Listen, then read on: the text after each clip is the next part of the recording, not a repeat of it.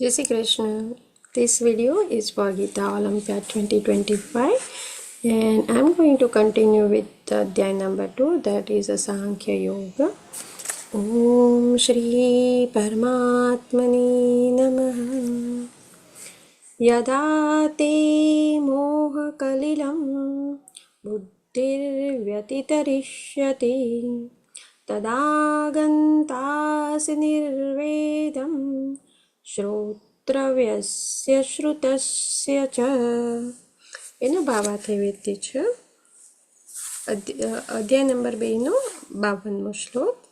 જ્યારે તારી બુદ્ધિ મોહરૂપી ગાઢ જંગલને પાર કરી જશે ત્યારે તારે સર્વ સાંભળવા યોગ્ય બાકી તથા તે સાંભળેલ હશે તે પ્રત્યે તું ઉદાસીન થઈ જઈશ.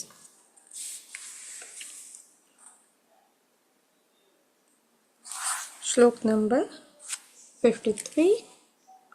श्रुति विप्रतिपन्ना ते यदा स्थास्यति निश्चला समाधावचला बुद्धिस्तदा योगमवाप्स्यसि. જ્યારે વેદોની અલંકાર પ્રચુર ભાષાથી તારું મન વિચલિત થશે નહીં. અહીં શ્રી કૃષ્ણ ભગવાન અર્જુનને કહી રહ્યા છે કે તારું મન વિચલિત થશે નહીં અને આત્મ સાક્ષાત્કારની સમાધિમાં તે સ્થિર થઈ જશે. ત્યાર પછી તને દિવ્ય ચેતનારૂપ યોગ પ્રાપ્ત થઈ જશે. કોઈ વ્યક્તિ સમાધિમાં છે એમ કહેવાનો આશય એવો છે કે તે સંપૂર્ણપણે કૃષ્ણ ભાવના પરાયણ છે. કૃષ્ણ ભાવનામૃતમાં મનુષ્યને કૃષ્ણનું સાક્ષાત સાનિધ્ય પ્રાપ્ત થાય છે અને એ દિવ્ય અવસ્થામાં કૃષ્ણ પાસેથી મળતા સર્વ આદર્શોને તે સમજી શકે છે. આવા કાર્યો દ્વારા મનુષ્યને અચૂક સુફળ પ્રાપ્ત થાય છે અને તે અંતિમ નિર્ણાયક જ્ઞાન પામે છે. તેણે માત્ર કૃષ્ણ તથા તેમના પ્રતિનિધિ આધ્યાત્મિક ગુરુની આજ્ઞાઓનું પાલન કરવાનું રહે છે. શ્લોક નંબર 54.